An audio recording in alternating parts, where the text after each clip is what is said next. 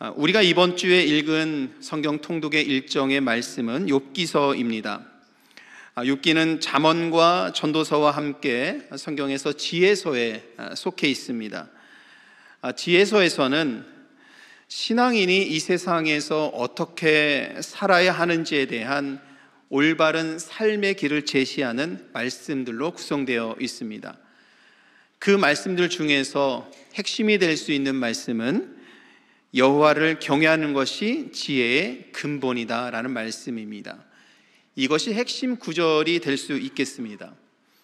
다시 말하면 여호와를 경외하는 그런 믿음의 삶, 어떤 상황에 놓여 있던지 간에 여호와를 경외할 수 있는 믿음을 지니는 것, 이것이 신앙인이 살아내야 하는 삶의 모습이다라는 것을 성경의 지혜서는 우리들에게 가르치고 있습니다. 여러분, 여호와를 경외한다라고 말씀을 하고 있는데요, 경외한다라는 것은 어떤 의미일까요? 경외한다라는 것은 창조주 하나님의 그 위대함에 경탄하는 마음을 갖는 겁니다.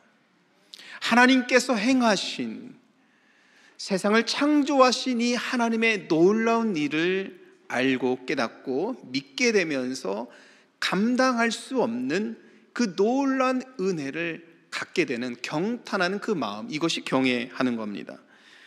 또 한편으로 경외한다라는 것은 그 위대함 앞에 두려움마저 갖게 되는 것입니다. 이런 마음이 인간의 범주를 넘어서서 절대자를 만났을 때 나타나는 공통적인 태도이기도 하는 것입니다. 다시 말하면 창조주 하나님의 위대함의 경탄함과 두려움의 이 복잡한 마음의 표현이 경외하는 것입니다. 지혜서에서는 하나님께 이 마음을 갖는 것이 지혜의 근본이다라고 말씀하고 있습니다. 지혜로운 사람은 창조주 하나님을 알고 그가 세우신 창조세계의 질서와 원리를 배우면서 그 안에서 진리를 만납니다. 지혜로운 사람은 그 말씀을 묵상하고 뜻을 배우고 실천하려고 안간힘을 쓰는 사람입니다. 지혜로운 사람은 하나님의 말씀에 따라서 하늘의 일을 이 땅에 이루는 하나님의 손과 발이 되어서 살려고 노력하는 사람입니다. 저와 여러분이 하나님 앞에 지혜로운 사람이 되기를 축복합니다. 그런데 여러분, 하나님께서 이 세계에 질서를 세우시고 조화를 이루도록 하나님께서 만드셨지만, 하나님이 그런 패턴 안에서만 움직이시는 분이 아니십니다.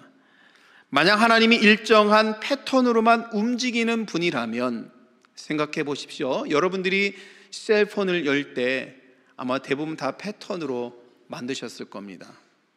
제가 생각하건대 대부분의 여러분들의 셀폰의 패턴은 U자 형태로 된 거, 기역자로 된 거, 그렇죠? 아니면 이렇게 생긴 거, 아마 대부분 다 이 셀폰의 패턴을 그렇게 만드셨을 텐데, 우리가 셀폰을 열려면 매일 똑같은 패턴을 해야 내가 사용할 수 있는 셀폰이 열립니다. 만약에 하나님이 그런 패턴대로만 움직이는 분이라면 사실은 신앙의 갈등을 겪을 필요도 없고, 이해하기도 쉽고 복을 받는 방법도 너무나도 쉽습니다. 왜냐하면 그 패턴대로 하면 하나님께 복을 받을 수 있기 때문입니다. 하지만 하나님은 원리와 원칙도 우리가 생각하는 그 패턴을 안에서도 계시는 분 아니고, 이 모든 것을 다 뛰어넘어 계시는 분, 이런 지혜를 말하는, 하나님이 질서를 세우셨지만 그 질서를 넘어서 계시는 하나님을 말하는 성경의 지혜의 인물이 욥이라는 인물인 것입니다. 욥은 당시 전통적인 지혜의 도전장을 내고 성경에서 의미하는 지혜의 참뜻, 하나님께서 인간에게 세우신 지혜의 참뜻이 무엇인가를 말씀한 인물이 욥이라는 인물인 것입니다. 여러분, 좀 더 쉽게 좀 설명을 한번 해볼까요? 우리가 잘 아는 말에 이런 말이 있습니다. 콩 심은 데는 콩 나고 팥 심은 데는 뭐가 나죠? 팥이 난다. 모르는 분이 없잖아요. 네, 다는 말입니다. 심은 대로 거둔다라는 뜻이죠. 이런 식의 지혜를 갖고 있는 인물이 욥의 세 친구입니다. 엘리바스와 빌닷과 소발입니다. 이들은 인과응보식으로 원인이 있고 결과가 있다라는 식으로 하나님의 그 지혜를 이해하고 설명하고 있는 인물입니다.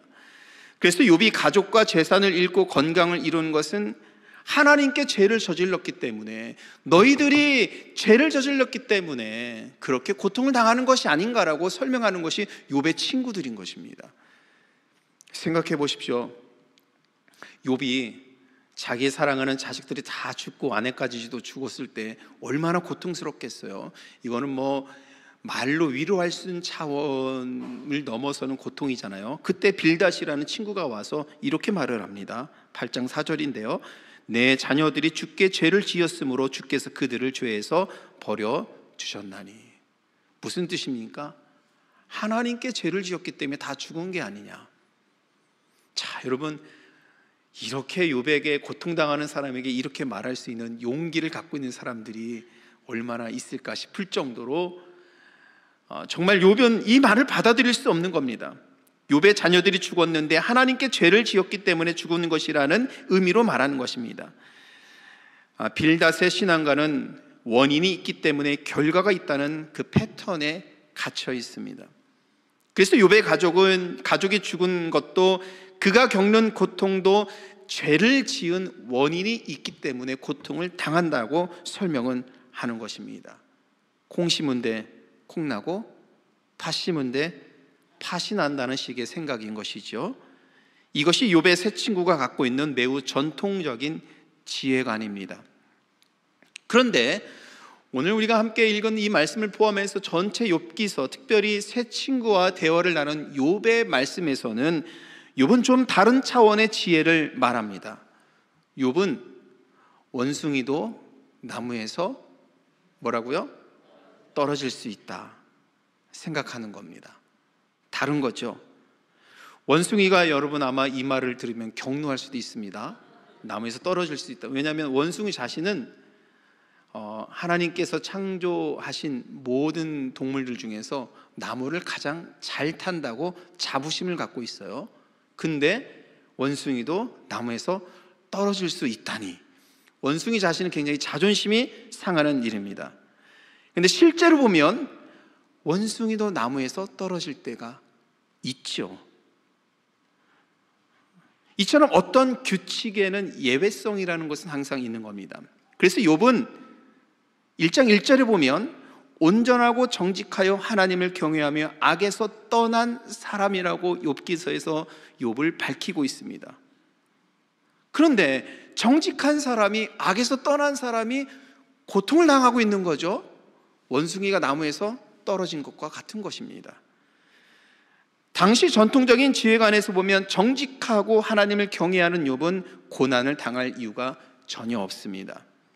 콩 심은데 콩이 나야 되기 때문인 것이죠. 그런데 욥은 고난을 당하게 됩니다. 원숭이도 나무에 떨어질 때가 있었던 것입니다. 그래서 자신의 고통을 세 친구가 주장하는 원인이 있고 결과가 있다라는 이러한 생각으로 자신이 당하는 이 고통스러운 일들을 이해할 수 없는 것입니다. 그래서 욥은 세 친구들하고 격렬하게 고난의 문제, 하나님께서 인도하시는 문제, 삶을 어떻게 살아야 할 것인지에 대한 문제, 삶을 어떤 방향으로 이끌고 가야 하는지에 대한 문제, 이 고통의 마음 속에서 하나님에 대한 마음은 어떻게 가져야 되는지에 대한 문제, 이런 문제들을 긴 장을 통해서 격렬하게 토론하고 논쟁한 것이 욥기서의 말씀입니다. 우리는 원인과 결과라는 패턴으로 우리의 삶을 사실은 이해할 수가 없습니다. 우리는 삶을 살아가다 보면 의로운 사람이 고통을 당하는 것을 너무나도 많이 봅니다. 신앙심이 좋은 사람이 실패하는 것을 보게 됩니다. 반면에 악한 사람이 형통한 것을 보고 예수를 믿지 않는 사람들이 크게 성공하는 것도 우리는 자주 보게 됩니다. 만약 하나님이 행하시는 일을 인과응보, 원인이 있고 결과라는 식으로 생각하면 도대체 이 세상 돌아가는 일을 이해할 수도 없습니다. 만약에 그것으로 계속해서 우리 믿음의 삶을 바라보면 우리 믿음도 성장하는 데 있어서는 한계가 있습니다. 특별히 고통을 겪는 당사자는 하나님의 뜻을 욥이 이해할 수 없는 것처럼 이해할 수 없게 됩니다. 그래서 삶에서 겪는 어려움에 대해서 새로운 신앙관을 주는 욥기서의 지혜는 우리 모두에게 참으로 귀한 말씀인 것입니다. 욥기서 오늘 함께 읽은 말씀 28장은 성경에서 지혜의 장이라고 불릴 수 있습니다. 고린도전서 13장은 사랑장, 히브리서 11장은 믿음장이라고 부른다면 오늘 욥기서 28장은 지혜의 장이다라고 불릴만 합니다.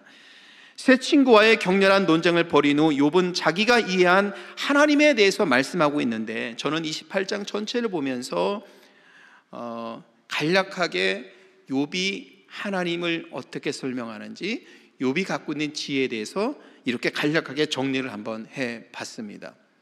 28장 전체를 보면 12절에서 욥은 질문합니다. 지혜는 어디서 얻으며 명철이 있는 곳은 어디인가?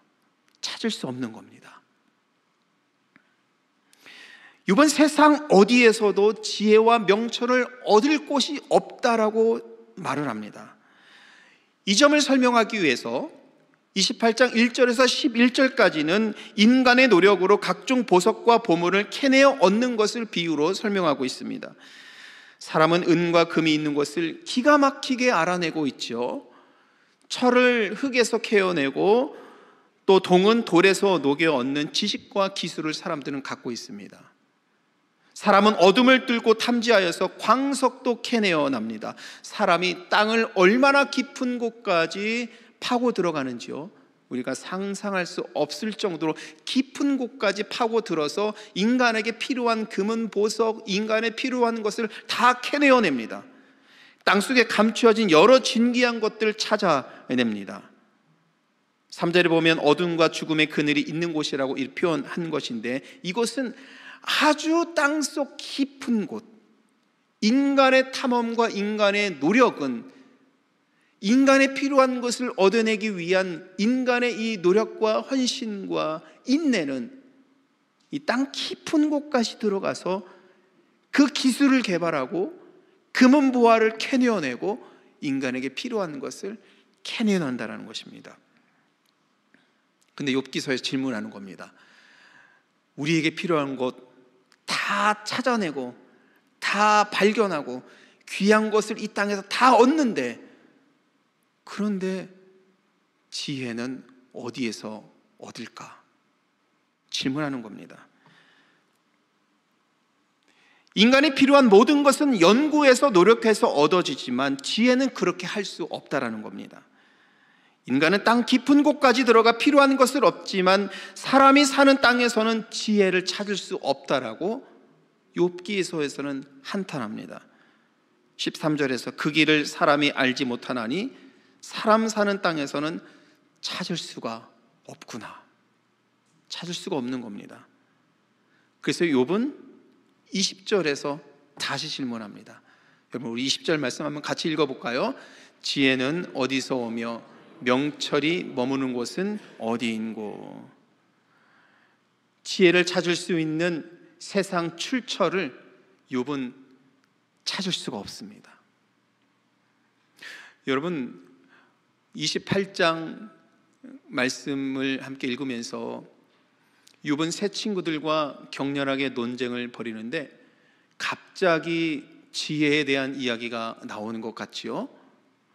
욥은 새 친구와의 이 신앙적인 논쟁을 벌인 후에 왜 지혜에 대한 것을 28장에서 언급하고 있을까요?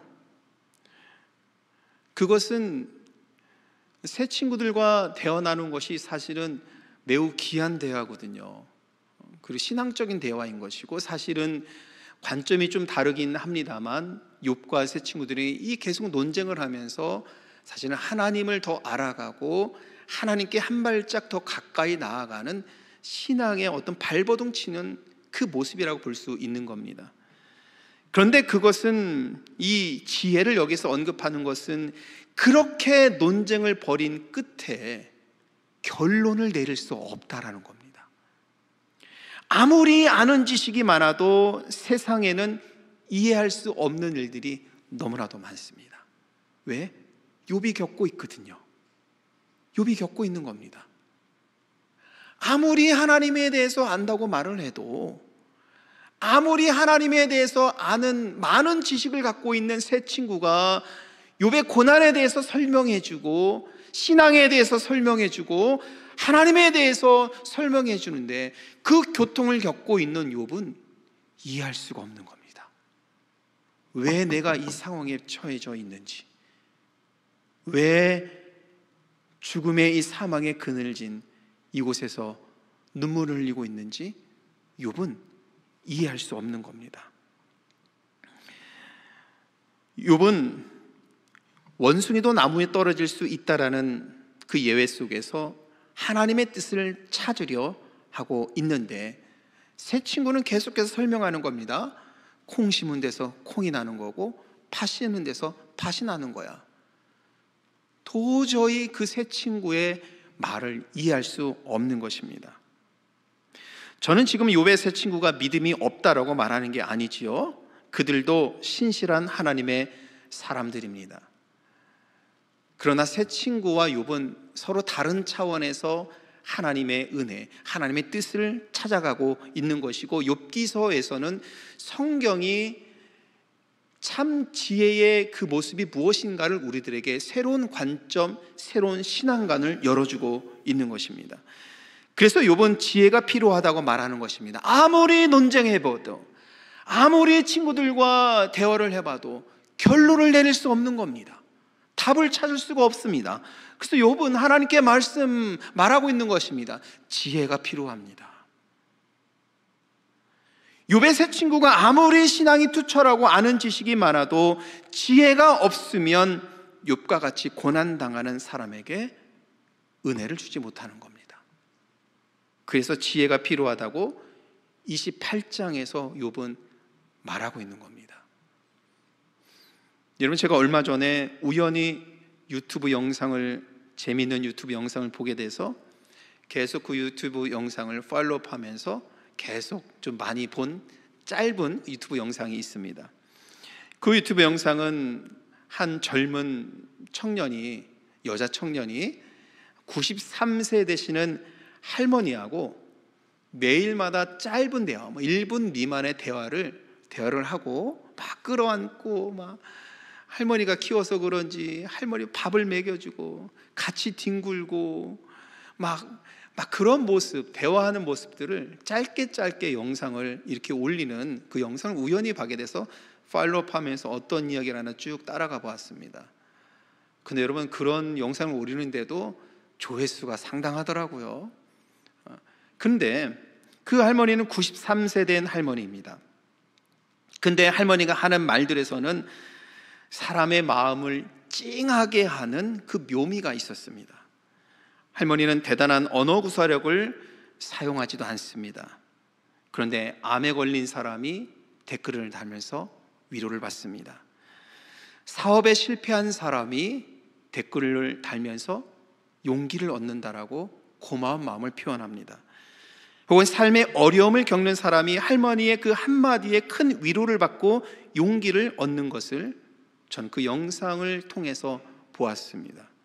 그 할머니는 학벌이 그렇게 좋은 것 같지도 않고 또 재력가도 아닌 것 같습니다. 그런데 삶에서 쌓아온 경험으로 툭툭 던지는 그 말이 사람들에게는 위로가 되고 있었습니다. 여러분, 그렇지 않습니까? 우리가 살다 보면 초등학교도 나오지 않은 분께 우리는 삶의 큰 지혜를 얻을 때가 많이 있습니다. 그리고 위로를 받을 때가 참 많이 있습니다. 그런데 인류대학을 나오고 박사학위를 받은 사람이 매우 어리석게 사는 모습을 볼 때도 참 많이 있습니다. 그래서 우리들의 삶은, 특별히 신앙은 지혜는 지식과는 별개라는 것입니다. 신앙은 지식이 아니라 하나님께로부터 오는 지혜가 있어야 합니다. 지혜가 있어야 나의 말 그 한마디에서, 내가 행동하는 나의 작은 행동에서, 여러분들이 교회에 와서 성도를 대하면서 인사 나누고, 짧은 대화 나누고, 함께 식사 나누고, 안부를 묻고, 만나서 찬양하는 아주 단순하고 작은 것일지 몰라도 여러분들의 영혼 속에 하나님이 지혜를 담는다라면 여러분들의 그 작은 행동과 말투 속에서 지혜 있는 자를 통하여서 하나님께서 은혜를 주실 줄 믿습니다. 욥은 새 친구와 격렬한 논쟁을 하고도 자신이 겪는 이 고난을 이해할 수 없다라고 결론을 내립니다. 그리고 지혜의 근본이신 하나님 아버지를 비로소 고백하기 시작합니다. 23절 말씀에 이렇게 나와 있습니다. 하나님은 그 길을 아시며 있는 곳을 아시나니. 사람은 찾을 수 없었습니다. 사람의 지식은 광물을 찾아내는 지식에는 발전해 왔습니다. 하나님은 지혜의 그 길을 아신다고 말씀하고 있습니다. 비로소 하나님만이 지혜의 근본이 되시는 분임을 욥은 고백하기 시작합니다. 그리고 그 다음 절에서 하나님이 누구이신지를 설명하면서 하나님이 지혜이심을 더 극적으로 욥은 고백하고 있습니다. 24절에서 우리가 26절까지의 말씀, 욥이 하나님을 어떻게 설명하고 있는지 다시 한번 다 같이 한번 읽어보도록 하겠습니다. 이는 그가 땅끝까지 감찰하시며 온 천하를 살피시며 바람의 무게를 정하시며 물의 분량을 정하시며 비 내리는 법칙을 정하시고 비구름의 길과 우레의 법칙을 만드셨음이라. 아멘. 여러분, 하나님은 누구이십니까? 하나님은 하늘과 땅을 만드신 분입니다. 하나님은 이 세계를 만드시면서 바람을 불게 하시고 물이 있게 하신 분입니다. 지난 한 주간 너무나도 무더운 날씨 때문에 이번 주에 있는 선교 후원을 위한 골프 대회를 또 할 수 있을까 근심과 걱정이 제 마음속에 가득했는데 하나님은 우리 교회를 축복하여 주셔서 오늘 시원한 바람이 불게 하시는 분입니다. 천지를 창조하시고 바람을 불게 하시고 물이 있게 하시고 산에 나무가 있게 하시고 이 자연세계 속에서 하나님께 부름받은 주의 백성들이 이 자연 속에서 살아갈 수 있도록 하나님께서 인도하시는 그 하나님입니다. 하나님은 이 자연의 섭리와 질서를 세우신 분입니다. 자, 여러분, 이 자연을 보면서 지식이 있는 사람은 자연에서 보물을 발견하기 위해 온갖 노력을 하며 결국 얻어냅니다. 보물을 찾고 필요한 것을 찾고 여러분들의 목걸이에 걸려있는 금을 찾아내고 금은보화를 찾아내고 인간은 노력해서 다 얻어냅니다. 지식 있는 사람들, 이렇게 문명이 우리는 발전해 왔습니다. 그러나 지혜로운 사람은 그 자연을 보면서 자연을 세우신 하나님을 봅니다. 바람을 불게 하시고 비를 내리게 하시고 천둥과 번개의 길까지도 만드신 그 하나님 아버지를 자연을 통해서 보게 되는 겁니다. 지혜로운 사람입니다. 욥은 28장에서 이 지혜로운 사람이 되어서 지혜의 근본이신 하나님을 만나면서 28절에서 이렇게 고백하지 않습니까? 같이 한번 읽겠습니다. 사람에게 말씀하셨도다. 보라, 주를 경외함이 지혜요 악을 떠남이 명철이니라. 욥은 주를 경외함이 지혜고 악을 떠남이 명철이라고 말씀하잖아요. 지혜는 여러분 하나님께 있음을 욥은 깨닫게 됩니다. 하나님의 위대하심을 경탄할 줄 아는 사람, 그분의 위대하심에 두려움을 갖고 무릎을 꿇을 수 있는 사람, 세계를 창조하시고 이 모든 질서를 세우신 하나님 아버지, 그러나 그 질서 넘어서서 역사하시며 우리들의 삶을 주관하시며 우리가 생각하는, 우리가 겪는 삶의 여러 가지 문제를 넘어서서 또한 역사하시는 지혜의 참 근본이 되시는 하나님을 욥은 알게 됩니다. 이 하나님은 욥의 세 친구들 통해서는 알지 못했습니다. 콩 심은 데 콩이 나야 되고, 팥 심은 데 팥이 나야 되고, 이 패턴 안에서 하나님을 바라보려고 했던 욥의 세 친구들의 말들 속에서는 욥은 하나님을 만나지 못했습니다. 자기의 삶에서 역사하시는 그 하나님을 바라보지 못했습니다. 그날 비로소 욥은 깨닫게 됩니다. 천지를 창조하신 하나님 아버지, 질서를 세우신 하나님 아버지. 욥은 친구들과의 이 논쟁 끝에 자기의 고난에 하나님이 떠나지 않으셨음을 믿게 됩니다. 2장 10절에 보면 욥은 이렇게 고백합니다. 우리가 하나님께 복을 받았은즉 화도 받지 아니하겠느냐. 비로소 28장에 와서 2장 10절에서 자기가 고백한 이 고백을 다시 떠올리면서 생각합니다. 복도 받았지만 나에게 닥쳐오는 이 화도 하나님께 주신 것이 아니겠느냐. 창조 세계 질서를 세우시고 모든 만물의 길을 만드신 하나님, 하나님은 욥의 행복과 고난 속에서 떠나지 않으셨습니다.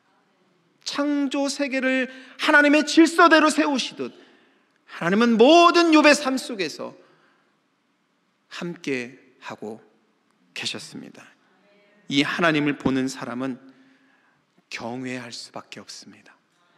감탄할 수밖에 없는 것이고, 그 하나님의 위대하심이 너무나도 위대하고 감당할 수 없기 때문에 하나님을 바라보면서 감탄하는 그 마음과 동시에 두려운 마음마저 들게 되는, 경외하는 이 하나님을 바라보게 되는 것입니다.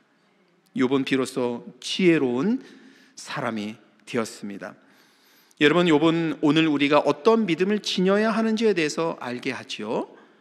저와 여러분이 욥과 같이 지혜로운 사람 되기를 축복합니다. 골로새서 2장 2절에서 3절 말씀인데요, 이 말씀 한번 같이 한번 읽도록 하겠습니다. 하나님의 비밀인 그리스도를 깨닫게 하려 함이니 그 안에는 지혜와 지식의 모든 보화가 감추어져 있느니라. 오늘 말씀을 결론하면서 사도 바울의 말씀을 기억하시길 바랍니다. 이 하나님의 지혜와 지식의 모든 보화가 예수 그리스도 안에 있다라고 말씀합니다. 하나님의 지혜와 지식의 모든 보화가 예수 그리스도께 감추어져 있습니다. 하나님은 예수 그리스도를 통하여 하나님의 지혜를 갖게 하십니다. 하나님은 예수 그리스도를 통하여 지식의 모든 귀한 것을 갖게 하십니다. 그러므로 오늘 우리가 예수 그리스도를 믿고 예수 그리스도를 따르고 예수님의 말씀을 실천하는 그 삶을 살아갈 때 지혜로운 자가 되어서 하늘의 그 비밀이 우리들의 삶에 역사하는 그 믿음의 삶을 살아가게 될 줄 믿습니다. 오늘 이 말씀 기억하시고 여러분 한 주간 이 세상 속에서 살아가실 때 때로는 욥과 같이 고난과 역경을 겪을지라도 지혜로운 자가 되어서 이 상황 속에서도 여러분들 떠나지 아니하시는 하나님과 함께 한 주간 승리할 수 있는 복된 삶이 되시기를 우리 주님의 이름으로 축원합니다.